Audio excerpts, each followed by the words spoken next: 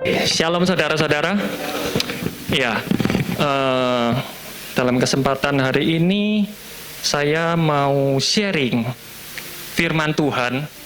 Saya bingung mau kasih judul apa. Ya saya kasih judul Nazaret. Tapi nanti kalau isinya kok kayaknya enggak cocok sama Nazaret, enggak apa-apa ya, kan cuma judul. Apa artinya sebuah judul? Ya, saya terus terang saya bingung. Karena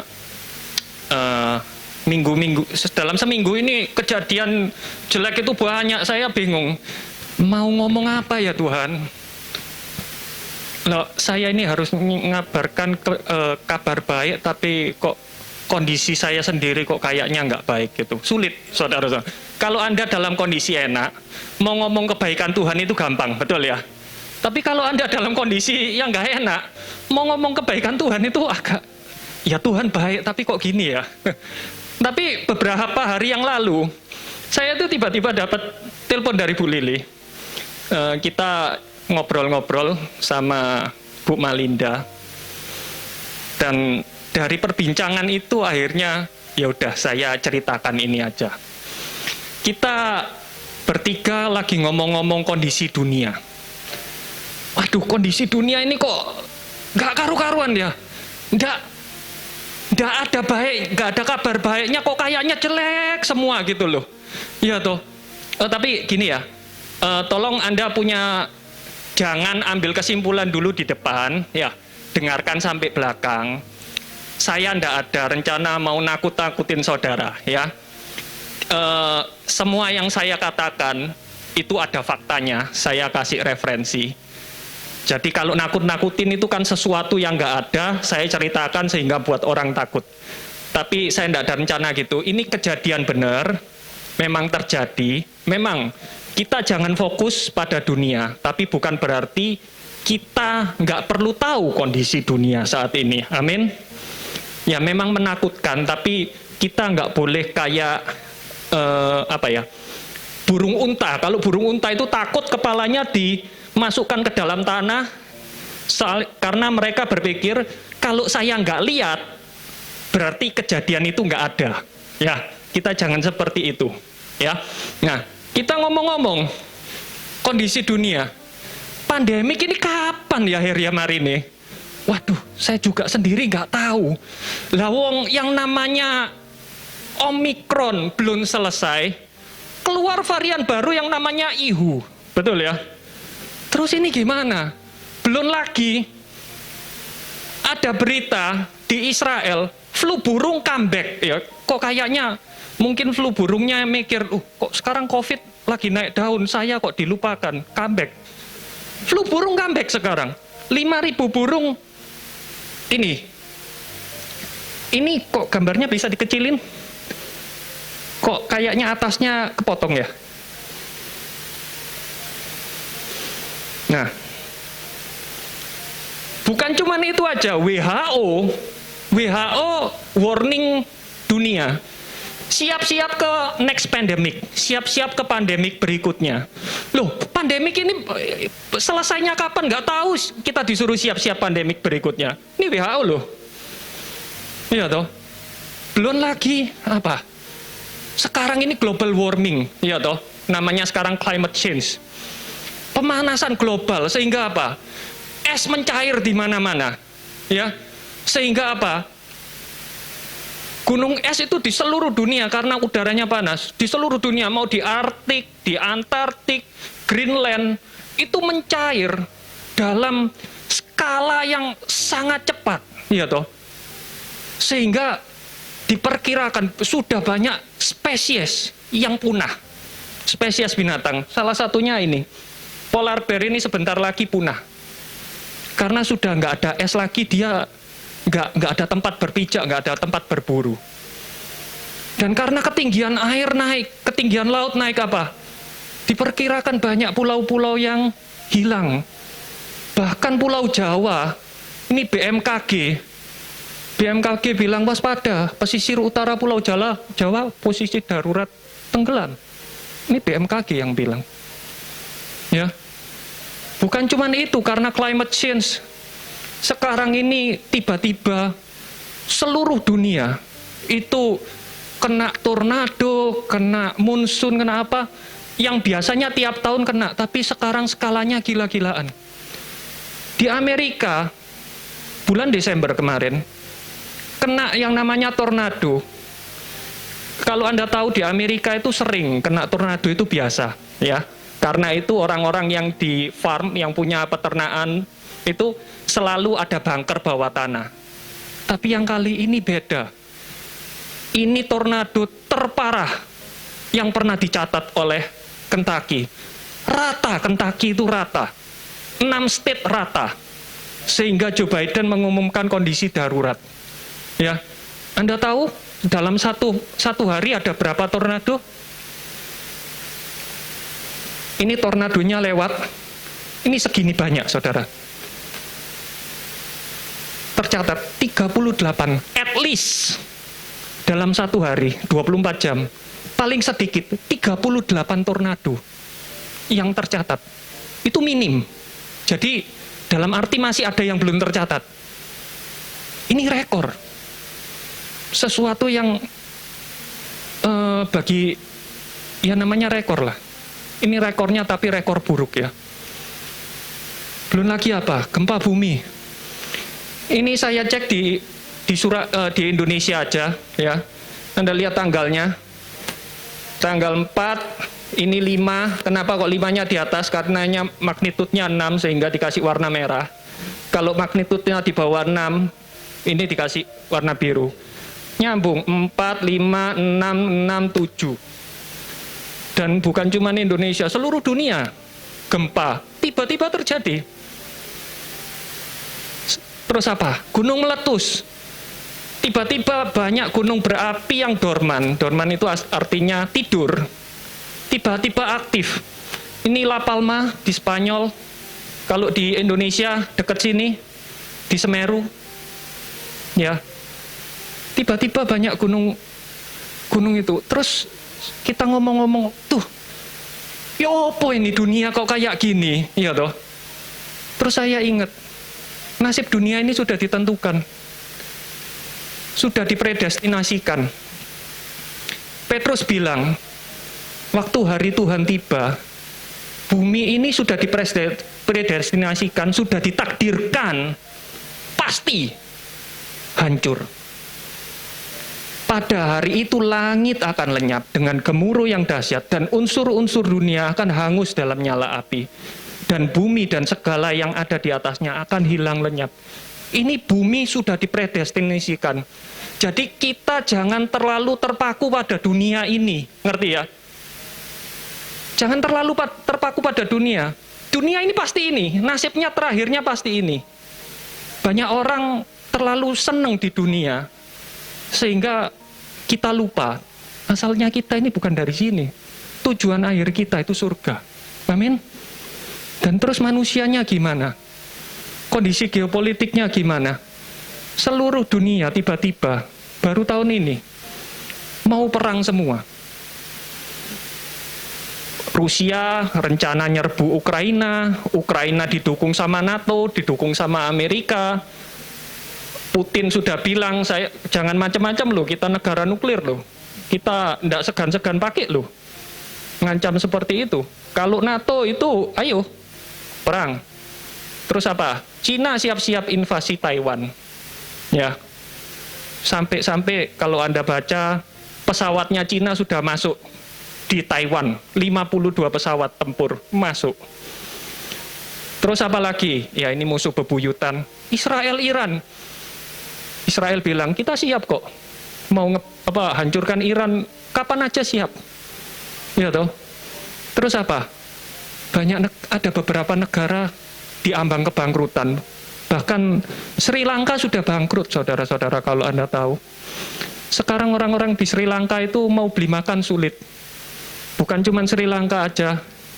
Turki juga siap-siap bangkrut. Turki ini berapa tahun yang lalu itu negara maju, negara yang termasuk kaya. Bahkan di Turki, ya, ini di Turki, saudara-saudara. Mau beli roti itu antri, saudara-saudara. Mau beli makan itu sekarang sulit mereka. Belum lagi di Iran. Bahkan kabar terakhir di Kazakhstan.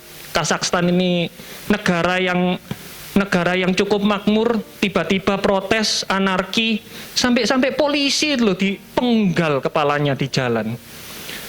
Saya sampai mikir, Tuhan kok cek jahat ya orang ini? Kenapa manusia ini jahat? Pikirannya jahat semua, nggak ada baiknya. Dan itu mengingatkan saya, di Kejadian, di cerita Nuh. Pada waktu itu, orang-orang raksasa ada di bumi. Dan juga waktu itu sesudahnya, ketika anak-anak Elohim menghampiri anak-anak perempuan manusia, dan perempuan-perempuan itu melahirkan anak-anak bagi mereka. Inilah orang-orang yang gagah perkasa di zaman purbakala, orang-orang yang kenamaan.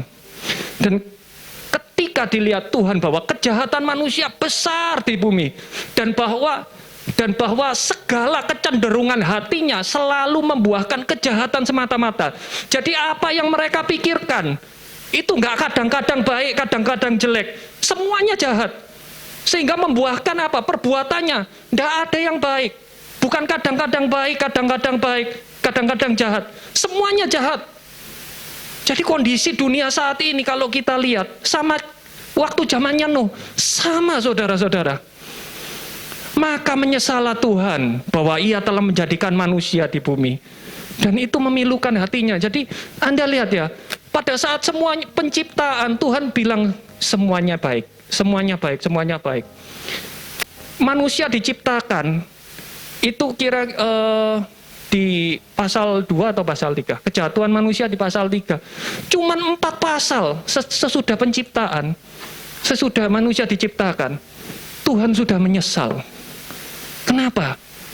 Karena manusia itu melakukan apa yang seharusnya nggak mereka lakukan. Mereka didesain, mereka diciptakan, itu segambar dengan Tuhan asalnya. Walaupun mereka jatuh, itu butuh proses, ya toh. Dari Adam, itu kadang-kadang baik, kadang-kadang jahat. Cuman butuh 4 pasal, manusia itu jadi jahat semua. Dan apa yang dikatakan Tuhan? Aku akan menghapus manusia yang telah kuciptakan itu dari muka bumi. Baik manusia maupun hewan dan binatang melata dan burung-burung di udara. Sebab aku menyesal bahwa aku telah menjadikan mereka. Terus kalau Anda baca ini, kira-kira ada yang saya bertanya, loh Tuhan, yang salah manusia, binatang-binatang kok ikut-ikut Tuhan? Betul ya? Pernah mikir gitu enggak saudara-saudara? Iya toh. Loh, yang buat salah manusia, yang berbuat dosa manusia, tapi waktu dihukum binatang ikut. Terus saya mikir, oh berarti binatang itu semua yang diciptakan itu untuk manusia. Tuhan ciptakan untuk kebaikan manusia. Kalau manusianya dihapus, terus binatang-binatang mau dibuat apa? Iya toh. Ya udah dihapuskan semua sekalian aja. Betul ya? Tetapi, kabar baiknya, tetapi Nuh mendapat kasih karunia di mata Tuhan. Jadi semua itu orang itu jahat semua. Tapi Tuhan itu tidak lihat yang jahat-jahat tok. Fokus Tuhan cari satu, Nuh. Dan Nuh bukan karena usaha kerasnya dikatakan. Nuh mendapat. Nuh itu dikasih hadiah. Kasih karunia di mata Tuhan. Kalau Anda lihat zaman sekarang ini, Tuhan Yesus bilang apa? Zaman Nuh itu zaman apa? Sebagaimana halnya pada zaman Nuh, demikian pula halnya kelak pada kedatangan anak manusia. Jadi zaman Nuh sama kedatangan anak manusia itu sama, bareng. Ya toh, sama dengan Nuh. Nuh diselamatkan walau semuanya jelek, semuanya dihancurkan sama Tuhan. Tapi ada satu keluarga, karena Nuh mendapat kasih karunia, Nuh diselamatkan. Dan kalau kita lihat semua yang terjadi itu, kita ini mau nggak mau kita nggak bisa memungkiri, kita ini hidup di zaman akhir. Kedatangan Tuhan ini lebih dekat daripada apa yang sudah terjadi dulu-dulu. Betul ya, tanda-tandanya sudah nyata banget. Dan untungnya, walaupun dunia ini hancur-hancuran kayak gini, tapi solusinya buat kita. Kalau Nuh cuman satu aja yang dapat kasih karunia, kita ini dikatakan sebab karena kasih karunia kamu diselamatkan. Siapa kamu? Ya kita ini loh. Oleh iman. Jadi kita ini diselamatkan bukan karena kita baik, kita paling enggak walaupun mikirnya enggak 100% baik, kadang-kadang baik, bukan. Tapi karena iman, karena kita percaya. Itu bukan hasil usahamu, tetapi pemberian itu hadiah. Itu dikasih. Bukan karena prestasimu, bukan karena kamu keturunannya siapa, tapi karena pemberian Tuhan. Jadi ini semua semata-mata kasih karunia Tuhan, kebaikannya Tuhan. Tidak ada sedikit pun andil dari manusia. Itu bukan hasil pekerjaanmu. Jangan ada orang yang memegahkan diri. Amin. Dan itu akhirnya, membuat saya paling gak terhibur. Dan yang terhibur bukan cuma saya. Ternyata Alkitab mencatat, yang kepingin kedatangan Tuhan itu cepat datang, kepingin anak manusia itu cepat di-rapture seperti itu, bukan cuman kita, ternyata semua makhluk, sebab dengan sangat rindu seluruh makhluk. Jadi binatang juga. Mungkin saya sama Bu Lili kemarin mikir, kapan tondang gagen dan buyar, ternyata mungkin bukan cuman kita. Anjing saya, iya toh, sapi apa juga mikir, mungkin beruang kutubnya juga mikir, aduh Tuhan ini orep angel mati gak iso ndang cepet baropo Tuhan, betul enggak? Mungkin binatang kutubnya juga mikir seperti itu. Menantikan saat anak-anak Elohim dinyatakan, karena seluruh makhluk telah ditaklukkan kepada kesia-siaan, bukan oleh kehendaknya sendiri, tetapi oleh kehendak Dia yang telah menaklukkannya. Tetapi dalam pengharapan, karena makhluk itu sendiri juga akan dimerdekakan. Jadi pada saat kita dimerdekakan, ternyata makhluk-makhluk yang lain ikut dimerdekakan. Nunut mulya, kenapa? Karena mereka juga seperti yang saya katakan tadi, mereka diciptakan untuk kita. Ya toh, nasibnya kita itu mempengaruhi nasibnya mereka ternyata. Dari perbudakan kebinasaan dan masuk ke dalam kemerdekaan, kemuliaan anak-anak Elohim. Sebab kita tahu sampai sekarang segala makhluk sama-sama mengeluh dan sama-sama merasakan sakit bersalin, semua makhluk. Bahkan kalau kita lihat beberapa makhluk habis bersalin mereka mati, bukan cuma sakit, mereka mati. Dan bukan hanya mereka saja, tetapi kita yang telah menerima karunia sulung roh, kita juga mengeluh dalam hati kita, yaitu mengeluh seperti saya sama beliau, kapan toh Tuhan ini datang, rapture kapan? Ternyata makhluk-makhluk yang sama-sama mengerang kalau melahirkan, sama juga kepingin, Tuhan kapan toh anak-anakmu ini di rapture, supaya kita juga nasibnya berubah juga dan biar selesai semua gitu loh Tuhan. Dalam menantikan pengangkatan sebagai anak, yaitu apa? Pembebasan tubuh kita.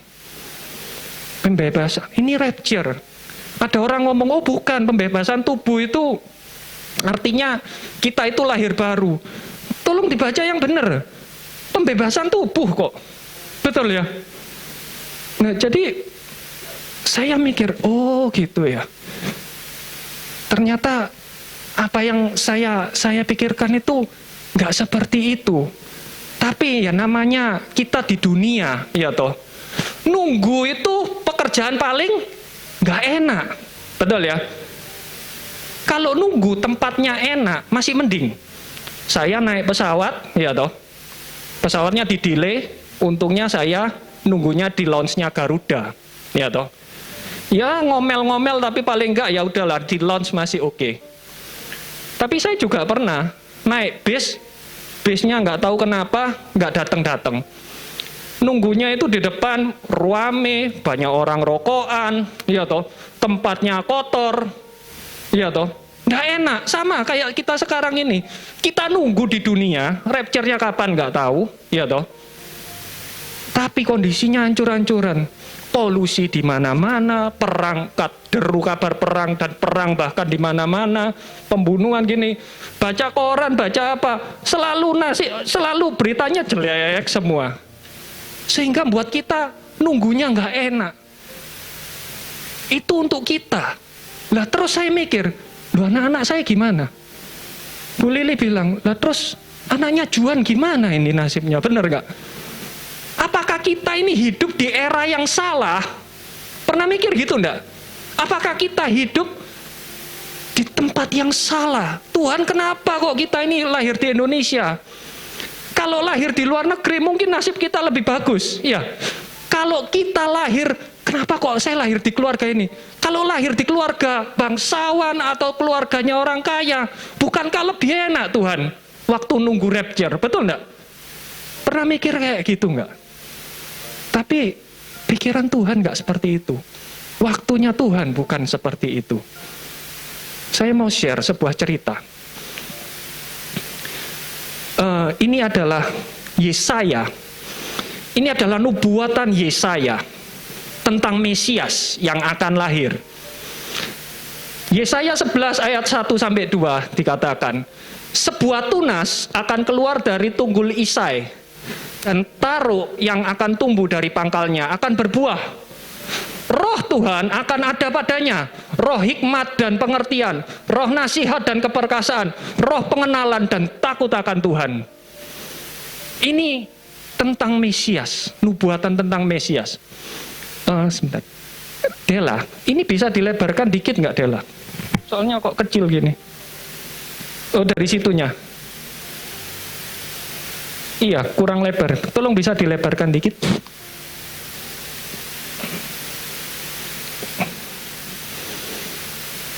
Soalnya gambarnya jadi panjang-panjang.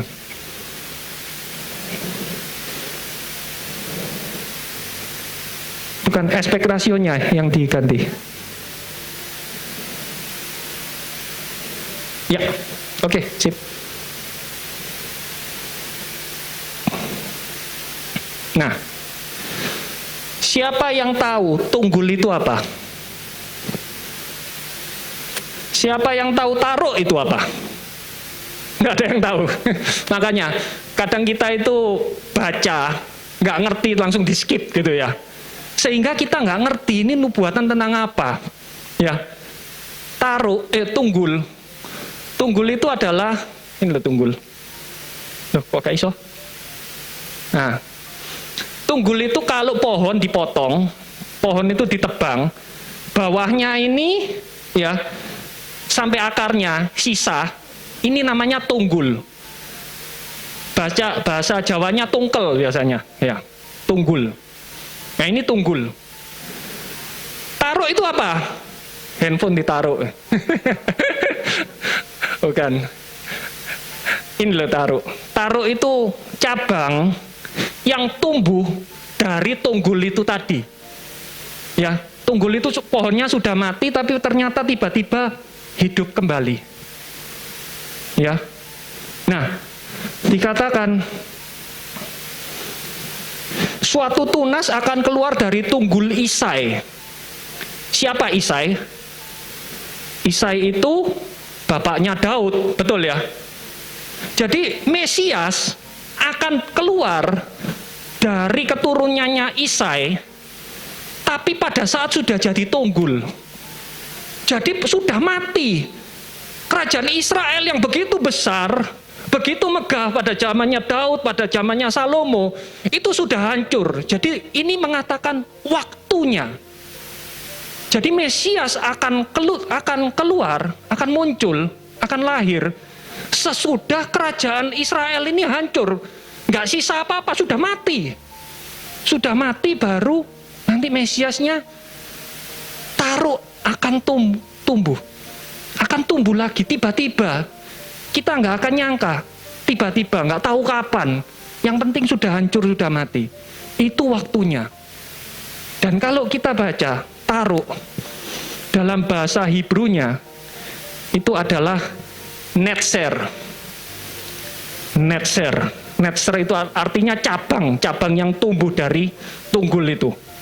Dan dari kata Netzer kita dapat kata Nasrat. Nasrat itu apa? Nasaret. Jadi kalau kita lihat gini, kita baru tahu, berarti Mesias lahir di zaman sesudah kerajaan Israel itu benar-benar gak ada apa-apanya, hancur. Dan harus ada diasosiasikan dengan Nasaret, Netzer. Nasrat harus diasosiasikan dengan Nasrat. Siapa yang dikenal di Nasaret? Yesus. Yesus dikenal Yesus orang Nasaret, bukan orang Bethlehem. Walaupun Yesus lahir di Bethlehem, tetapi apa namanya? Dia dikenal dengan nama Nasaret. Kenapa? Karena orang tuanya dari Nasaret, Maria dan Yusuf dari Nasaret, dan sesudah Tuhan Yesus dari Bethlehem dilarikan ke Mesir, dia kembalinya nggak ke Bethlehem. Dia dibesarkan di Nasaret. Karena itu disebut dari tempat dia dibesarkan. Seperti Yusuf Arimatea, asalnya berarti Yusuf yang orang dari asalnya Arimatea. Maria Magdalena, Maria dari kota Magdala. Sama Yesus Nasarin, Nasaret, orang Nasaret. Ya. Nah, berarti itu. Nah, terus Nasaret ini kota yang gimana sih? Iya toh? Oh.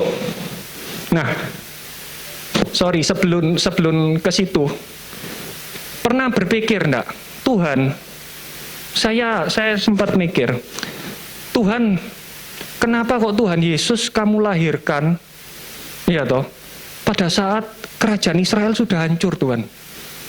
Bukankah lebih baik kalau Mesias itu lahir pada saat Israel lagi jaya-jayanya, betul ya?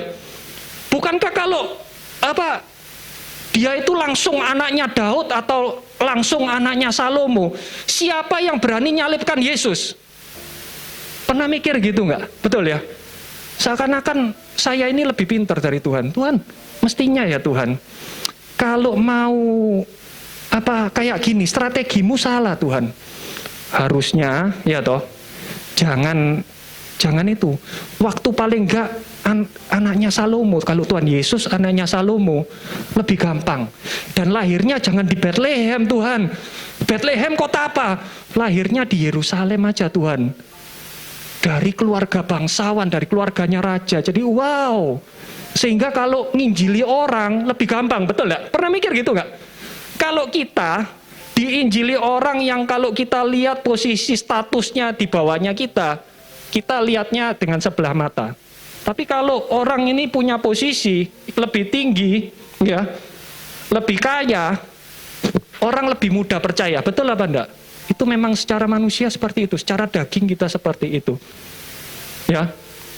Tapi Tuhan nggak bilang kayak gitu.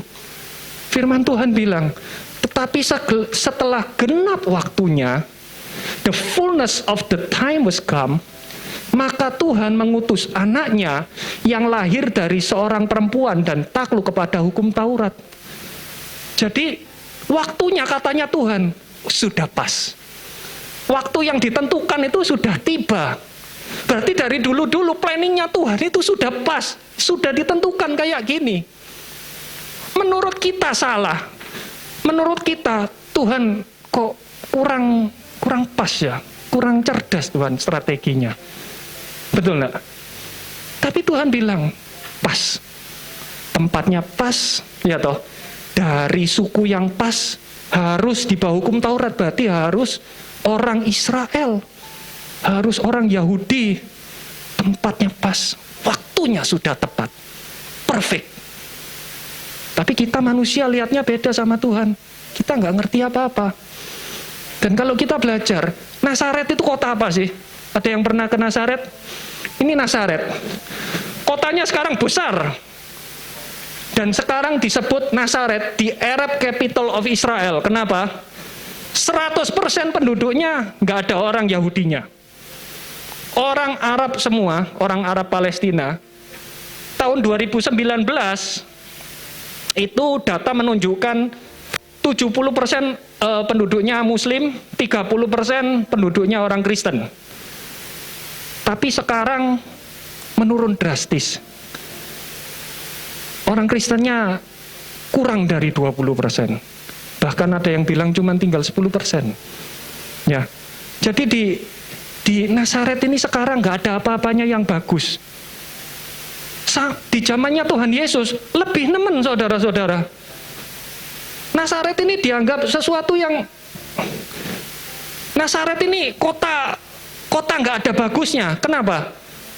Waktu Filipus ketemu dengan Nathanael, Filipus bilang gini, kami sudah menemukan dia yang disebut oleh Musa dalam kitab Taurat dan oleh para nabi, yaitu Yesus, anak Yusuf dari Nazaret. Terus Nathanael bilang apa kepadanya? Mungkinkah sesuatu yang baik datang dari Nazaret? Berarti apa? Nazaret ini kota yang, bukan cuman kecil, kumuh, dan mungkin disebutkan zamannya Tuhan Yesus, tingkat kejahatannya tinggi sekali. Banyak rumah bordil di mana-mana. Bahkan kalau Anda lihat semua nubuatan itu, semua kejahatan-kejahatan itu asalnya dari utaranya Yerusalem. Dan kebetulan Nazaret ini di sebelah atasnya Yerusalem posisinya. Jadi nggak ada yang bagus apa-apa dari Nazaret. Tapi walaupun Nazaret seperti itu, tapi Tuhan keluarkan sesuatu yang baik. Ya, Tuhan bisa lakukan. Ini kondisi seperti kondisinya dunia, seperti kondisinya hati manusia, kotor. Apa baiknya? Tapi Tuhan bisa tumbuhkan sesuatu yang indah luar biasa. Nah, kalau mau saya balik, siapa yang nyangka Eden yang begitu indah, begitu sempurna, bisa terjadi kejahatan yang begitu luar biasa. Sehingga kondisinya seperti sekarang ini, benar tidak? Luar biasa. Nah, terus di Nazaret disebutkan, ada satu kejadian yang menarik yang saya mau share dengan saudara-saudara. Di kitab kejadian ini dicatat di kitab Lukas dan di kitab Markus.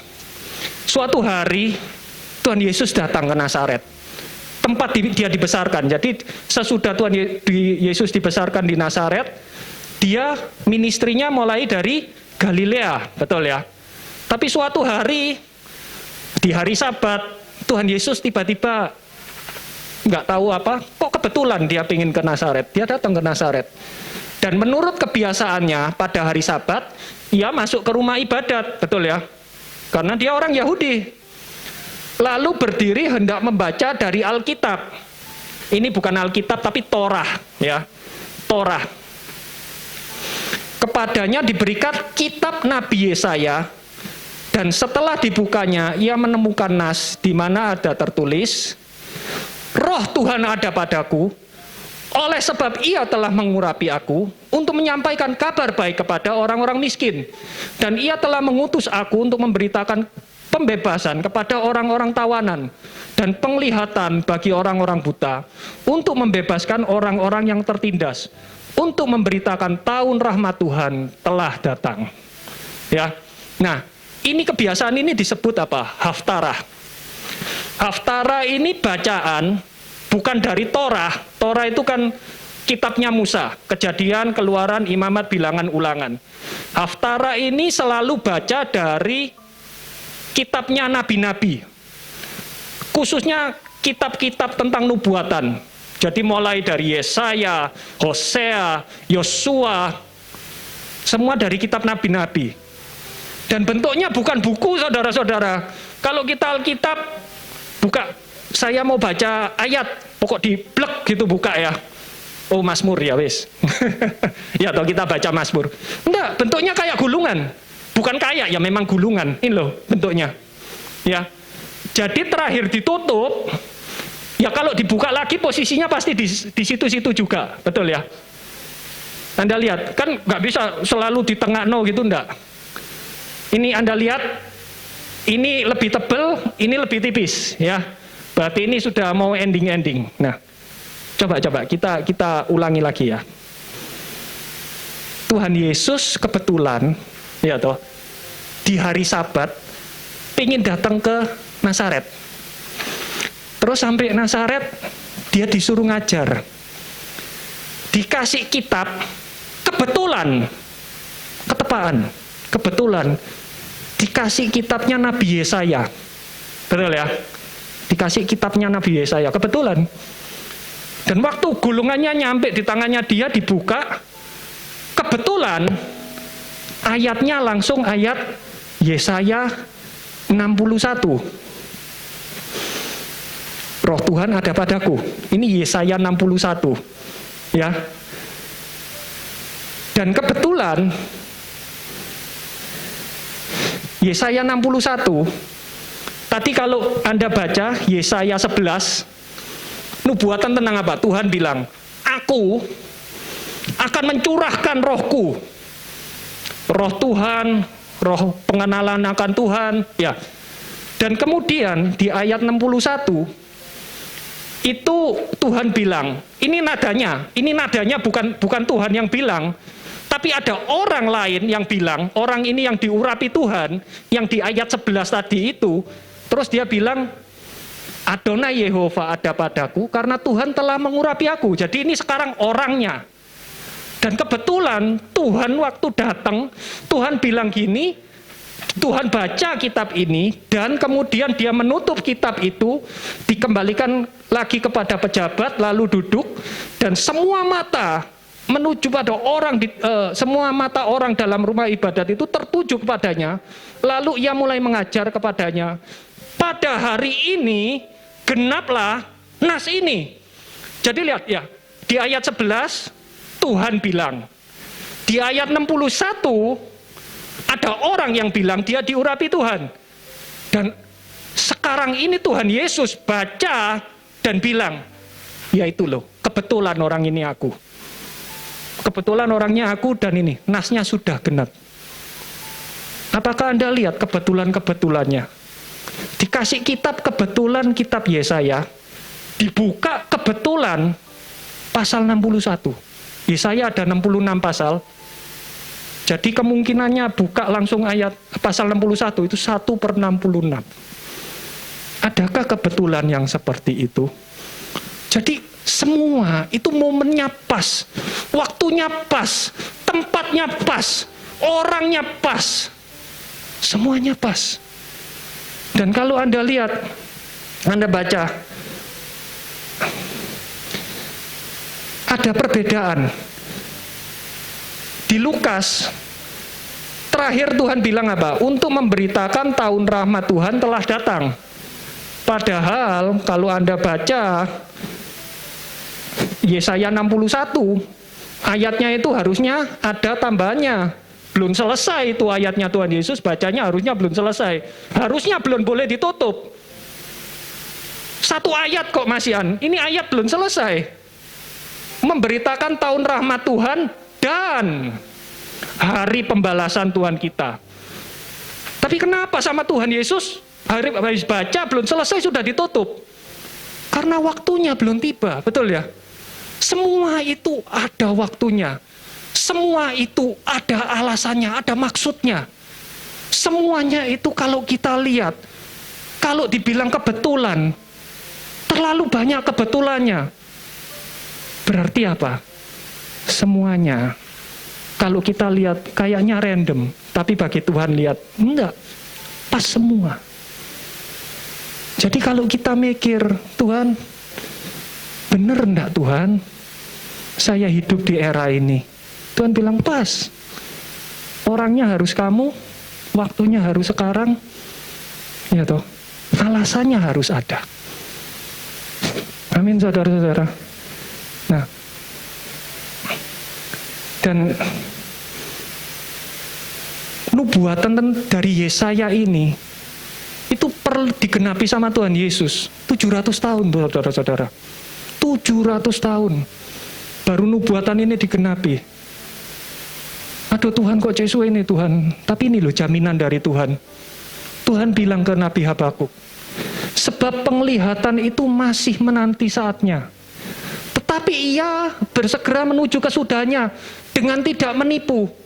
Apabila berlambat-lambat, nantikan. Sebab itu sungguh-sungguh akan datang dan tidak akan bertangguh. Jadi semua penglihatan. Walaupun kayaknya Tuhan kok pelan. Tuhan apa benar ini Tuhan yang tak tunggu apa benar? Firman Tuhan bilang, penglihatan itu pasti ya dan amin. Waktunya pasti tiba. Kamu tungguin. Kalau waktunya sudah genap, memang sudah waktunya, pasti kamu akan lihat. Amin, saudara-saudara. Nah, terus lanjut. Dan alasannya apa? Saya bingung. Tuhan, alasannya apa? Ya toh. Saya lanjut di kitab Markus dikatakan, pada hari sesudah Tuhan Yesus ngajar itu, dia bilang seperti itu. Jemaat itu bilang takjub, wow, luar biasa orang ini. Saya percaya Tuhan Yesus bukan satu-satunya orang yang pernah baca Yesaya 61 di sinagog itu. Amin, saudara-saudara. Tapi kenapa pada saat Tuhan Yesus yang baca, semua orang takjub ketika mendengar dia, dan mereka berkata, dari mana diperoleh semuanya itu? Hikmat apa pula kah yang diberikan kepadanya? Dan mujizat-mujizat yang demikian bagaimana dapat diadakan oleh tangannya? Ya toh, orang-orang kaget lu. Apa yang membedakan Tuhan dengan orang lain yang baca? Ayatnya sama. Karena Tuhan Yesus punya otoritas. Karena dia adalah Tuhan sendiri. Dan dia adalah orang yang dinubuatkan. Jadi kalau sudah dinubuatkan, terjadi. Orang akan wow, luar biasa ya. Luar biasa. Baru kali ini saya lihat yang seperti ini. Betul ya? Nah, tapi dari ini, sesudah ini, tiba-tiba nada cara berbicaranya itu berbeda. Ada yang bilang gini, loh, bentar. Bukankah dia ini tukang kayu? Anak Maria, ini anaknya Maria, ini tonggoku dulu loh. Ingat, Tuhan Yesus Tuhan Yesus besar di Nazaret. Kemungkinan besar dia ngajar ini sama teman-temannya, sama tetangganya. Amin, benar ya? Ini kemudian, makanya banyak yang kenal loh. Dulu tonggoku ini. Waktu kecil aku ikut gantiin popoknya Yesus kok. Benar gak?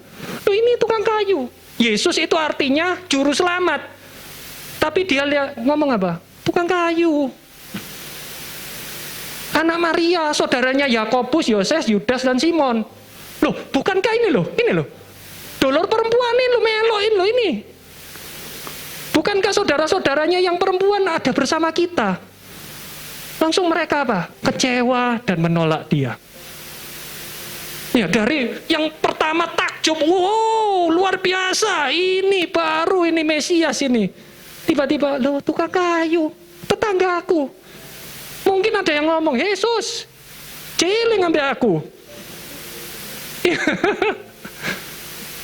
Nah, maka Yesus berkata pada mereka, seorang nabi dihormati di mana-mana, kecuali di tempat asalnya sendiri, di antara kaum keluarganya, dan di rumahnya. Nah, terus saya waktu lihat gini, baca ini, terus saya bilang, ya toh Tuhan, salah ini Tuhan. Coba Tuhan Yesus itu lahir, bener aku toh, pas zamannya Daud, zamannya Salomo, lahir jangan di Bethlehem, lahir di Yerusalem, jangan di kandang, di istana. Nasibnya Tuhan Yesus nggak gini, nggak ditolak orang, pasti semua orang nerima. Paling nggak kalau nggak mau menerima, nggak ngilok-ngilok, no, betul ya, nggak akan memperolok-olok. Paling nggak leken dewek ae, tuh hati-hati. Bapak, anaknya Daud, jangan. Pernah mikir gitu enggak? Tapi Tuhan bilang, firman Tuhan bilang, batu yang dibuang oleh tukang-tukang bangunan telah menjadi batu penjuru. Hal itu terjadi dari pihak Tuhan. Suatu perbuatan ajaib di mata kita. Dan batu penjuru itu siapa? Tuhan Yesus. Jadi Tuhan Yesus sudah dinubuatkan. Dia ini harus ditolak orang, harus dibuang, harus di-reject, orang harus gak mau terima dia. Dan ini ternyata sudah dinubuatkan. Loh, terus buat apa Tuhan?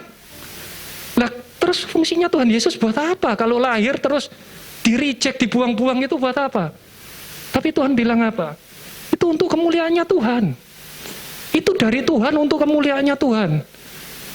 Saya bingung sampai akhirnya Roma 11. Ini suratnya Paulus. Itu yang buka mata saya. Kenapa kok Tuhan Yesus harus di-reject? Kenapa Tuhan Yesus harus disalib, harus ditolak oleh orang sebangsanya? Oleh kepunyaannya. Yohanes bilang, dia datang untuk kepunyaannya, tapi kepunyaannya tidak kenal dia. Menolak dia. Tapi Paul bilang, maka aku bertanya, adakah mereka tersandung dan harus jatuh? Sekali-kali tidak. Tetapi oleh pelanggaran mereka, keselamatan telah sampai kepada bangsa-bangsa lain. Supaya apa? Supaya mereka cemburu. Jadi Tuhan Yesus harus ditolak. Supaya apa? Supaya kita-kita ini loh, orang yang Gentile, orang yang bukan orang Yahudi, itu kita bisa terima keselamatan. Itu loh rencananya Tuhan. Dan bukan cuma selesai di situ aja. Yang buat Paulus lebih kagum lagi. Dengan jalan demikian, Roma 11 sama ayat di bawahnya, seluruh Israel akan diselamatkan. Seperti tertulis, dari Sion akan datang penebus. Ia akan menyingkirkan segala kefasikan daripada Yakub. Jadi, ngerti ya? Tuhan Yesus di-reject supaya kita ini bisa selamat. Terus orang Israel lihat cemburu sama kita. Terus akhirnya apa? Dia terima Yesus, terima keselamatan juga. Sampai-sampai Paulus bilang gini, wow, alangkah dalamnya kekayaan, hikmat dan pengetahuannya Tuhan. Wow, amazing, Paulus bilang gitu. Ingat, Paulus di surat Roma, ini Paulus sudah ditahan. Ini sudah mendekati akhir masa hidupnya. Jadi waktu dia lihat-lihat ke belakang, dia baru mikir, wow, dia baru nemunya terakhir-terakhir. Sesudah dia berjalan bersama Yesus, melakukan tugasnya Tuhan, dia lihat flashback ke belakang. Wow, luar biasa ya Tuhan. Sungguh tak terselidiki keputusan-keputusannya. Dan sungguh tak terselami jalan-jalannya. Ya toh, nggak bisa ngerti, manusia nggak ngerti. Kita lihatnya Tuhan Yesus di-reject loh. Banyak orang bilang ateis. Itu bilang, kalau kamu punya Tuhan dan Tuhanmu sampai disalib, berarti Tuhanmu itu kurang pinter. Loh iya, serius. Ada yang bilang kepercayaan lain, Tuhan disalib, mati, berarti bukan Tuhan, gak punya kuasa. Betul ya? Tapi kalau kita ngerti ini, kita baru, wih, jenius. Kalau bukan Tuhan gak bisa mikir kayak gini. Siapa yang mengetahui pikiran Tuhan, Paulus bilang. Atau siapa yang pernah jadi penasehatnya. Atau siapa pernah memberikan sesuatu kepadanya sehingga ia harus menggantikannya. Her, benar ternyata nasihatmu kepadaku, Her. Kamu tak kasih 3 permintaan, minta apa ya tak kasih. Tuhan gak pernah gitu. Betul ya? Luar biasa, Paulus ini bilang kayak gini. Dan kebetulan, kalau kita lihat semuanya itu, kita lihat flashback. Oh, rencananya Tuhan luar biasa. Waktunya pas.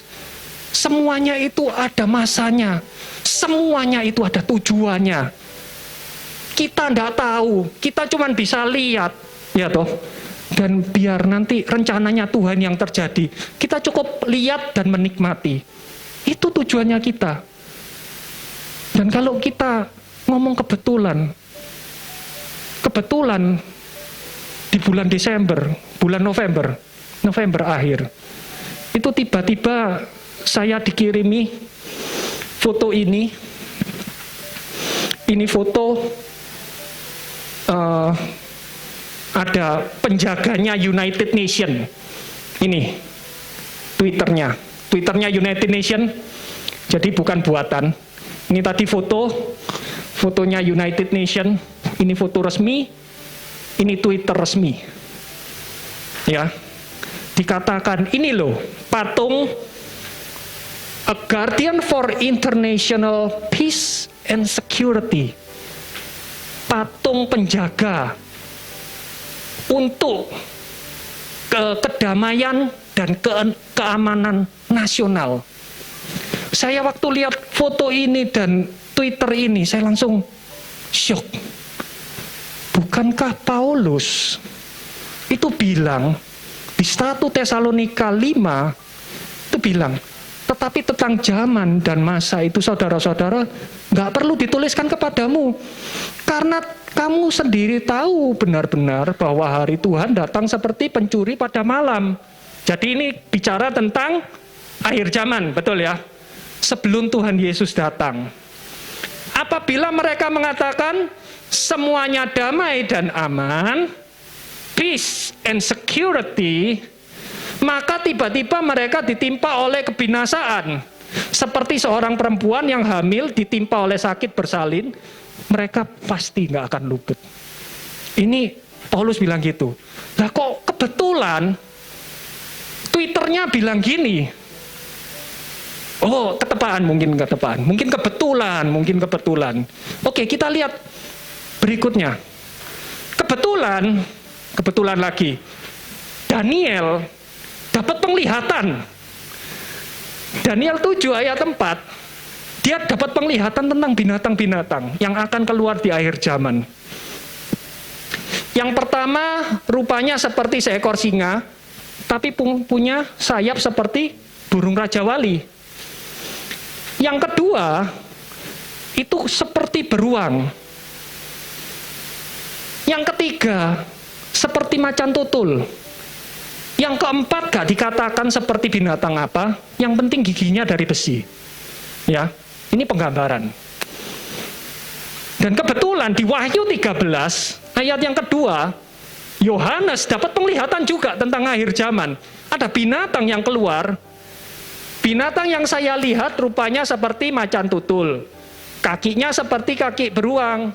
Moncongnya seperti moncong singa. Mulut, kalau LAI mulut. Kalau ini bahasa Indonesia masa kini, moncong.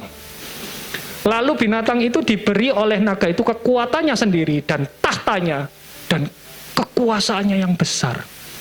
Nah, mari kita lihat, adakah persamaannya? Kebetulannya kita lihat, ada nggak kebetulannya? Kebetulan binatang ini punya sayap, seperti sayapnya burung Raja Wali. Sama enggak? Terus ini adalah macan tutul, karena dikatakan ini jaguar. Jaguar itu ada tutul-tutulnya, ada bendel-bendelnya. Dikatakan lagi mulutnya seperti mulutnya singa. Karena jaguar mulutnya nggak sebesar ini. Dan dikatakan kakinya seperti kaki beruang. Anda kalau ngerti kucing itu kalau jalan nggak mungkin kukunya kelihatan. Anda kalau ngerti ya, bangsa kucing itu kalau jalan kukunya nggak mungkin kelihatan, saudara-saudara. Dan harusnya yang singa pun nggak kelihatan. Jadi kucing itu beda dengan anjing, beda dengan beruang. Cakarnya mereka itu bisa ditarik, kukunya itu bisa ditarik. Jadi kalau jalan nggak dikeluarin. Kalau mau nerekam atau manjat baru dikeluarin. Kenapa? Supaya tetap tajam. Itu bangsa kucing seperti itu. Beda dengan anjing. Karena itu kita nggak pernah gunting kukunya kucing, kita gunting kukunya anjing. Betul ya? Kakinya seperti kaki beruang. Kebetulan sama nggak? Dan kalau kita lihat semuanya itu, ya toh. Kalau kita lihat semua kebetulannya ini loh, berarti apa? Kayaknya kebetulan kita ada di akhir zaman. Setuju nggak saudara-saudara? Dan Tuhan Yesus bilang apa? Di Matius 24, tariklah pelajaran dari perumpamaan tentang pohon ara. Apabila ranting-rantingnya melembut dan mulai bertunas, kamu tahu bahwa musim panas sudah dekat. Musim panas ini kalau di Israel zaman dulu, bukan dengan teknologi sekarang, itu musim menuai, betul ya? fall, autumn, itu musim menuai. Yang dituai itu apa saudara-saudara? Anda tahu? Rumput atau gandum? Gandum. Kalau di Alkitab siapa gandum itu? Kita, orang-orang percaya. Ya. Dan dikatakan ini pohon ara. Pohon ara itu apa sih? Ya karena ini di Alkitab, ya kita harus biar Alkitab menginterpretasikan Alkitab. Bangsa Israel itu digambarkan dengan 3 pohon. Pohon anggur, pohon ara, dan pohon zaitun. Betul ya? Nah, dikatakan kalau pohon anggur itu Israel secara spiritual. Kita boleh nyembah Tuhan yang sama dengan Tuhannya Israel. Dan dikatakan apa? Di Yohanes dikatakan, kita bisa melekat pada pokok anggur, betul ya? Kita bisa melekat pada pokok anggur. Dan kalau zaitun itu menggambarkan religiusnya. Ini loh, Judaism itu kayak ini. Itu lambangnya. Secara religius, kita juga bisa share dengan orang-orang Israel. Orang-orang Israel merayakan Paskah, kita juga merayakan Paskah. Perjamuan, kita juga ikut perjamuan, betul ya? Semua aturan keagamaannya, religiusnya, kita bisa ikut. Dan dikatakan di Paulus bilang apa? Kita ini dicangkokkan di pohon zaitun, betul ya? Nah, pohon ara, ini dikatakan pohon ara itu aku melihat nenek moyangmu. Jadi pohon ara ini adalah bangsa Israel secara keturunan, secara fisik. Dan nggak pernah dikatakan kita ini bisa ikut di pohon ara, nggak ada. Berarti ini bilang apa? Tentang bangsa Israel yang sekarang ini sudah mulai berkembang, berbuah, sudah lagi thriving, lagi makmur-makmurnya. Kalau bangsa Israel mulai makmur, siap-siap. Musim panas sudah dekat. Mosok her. Iya, lihat. Bangsa Israel, orang Israel diserang. Ditembak roket apa? Tapi perang tetap menang. Ya, bahkan sesudah perang Gaza itu terakhir, omsetnya Israel untuk jual beli senjata meningkat drastis. Semua negara beli Iron Dome, saudara-saudara. Arab beli, Uni Emirat Arab beli, Bahrain beli. Omsetnya naik gila-gilaan. Bahkan dikatakan Israel negara dengan kekuatan militer nomor 9 terbesar di dunia. Israel itu besarnya separuhnya Jawa Timur. Separuh Jawa Timur, bukan Pulau Jawa loh. Separuhnya Jawa Timur. Tapi kekuatan militernya nomor 8 terkuat di dunia. Dan dikatakan Israel ini apa? Sekarang ini most expensive country to buy a home. Kalau mau beli properti di dunia ini, Israel itu sekarang nomor 2. Berarti kalau mahal berarti apa? Israel itu makmur, kaya. Orang-orangnya kaya sehingga apa? Harga properti naik, betul ya? Kalau Anda beli rumah di Afghanistan sekarang, saya jamin harganya murah. Betul ya? Terus apa? Ini boots-nya Israel di Dubai. Sekarang Israel bisa apa? Janjian kerjasama dengan Dubai, dengan Uni Emirat Arab, buka normalisasi dengan negara-negara Islam. Bahkan kita berdoa supaya apa? Dengan Indonesia juga kita lihat, wow, Israel sekarang berkembang, Israel sekarang kaya, thriving. Dan Tuhan bilang apa? Demikian juga kalau kamu lihat semuanya ini itu apa? Ya perang, ya wabah, ya kelaparan, gempa bumi, dan Israel yang berkembang seperti ini. Maka kamu tahu, waktunya sudah dekat. Sudah diambang pintu. Amin saudara-saudara. Dan ini janjinya Tuhan untuk kita. Generasi kita dan generasi anak-anak kita yang masih hidup. Ini satu-satunya generasi di mana kita melihat semuanya ini. Di generasi-generasi sebelumnya nggak ada yang seperti ini. Israel belum jadi negara. Ini Israel sudah jadi negara. Yerusalem belum jadi ibu kota. Sekarang Yerusalem jadi ibu kota. Baru era ini kita hidup bukan di era yang salah. Kita sudah hidup di era yang benar. Tepat katanya Tuhan.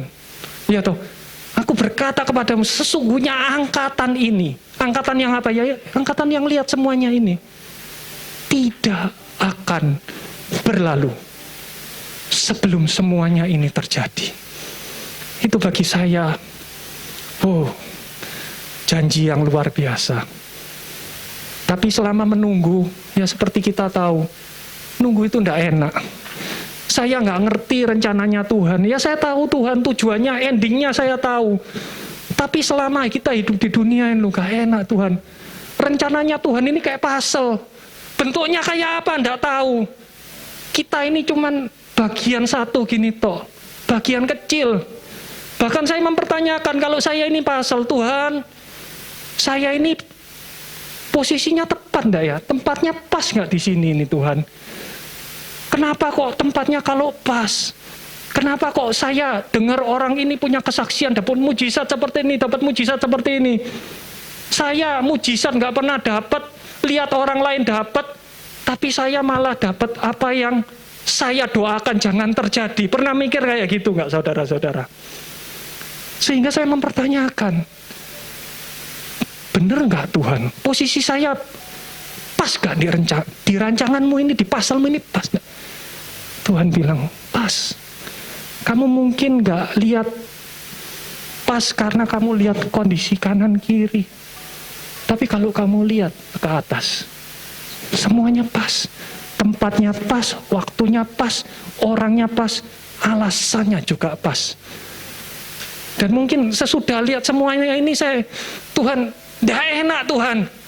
Kalau rancanganmu kayak gini, nggak enak Tuhan, aku nggak mau ikut.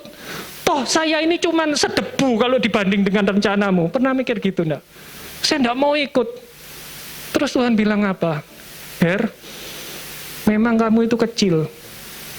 Tapi kalau kamu enggak ikut, gambarnya enggak jadi. Enggak jadi. Sekecil apapun, saudara-saudara.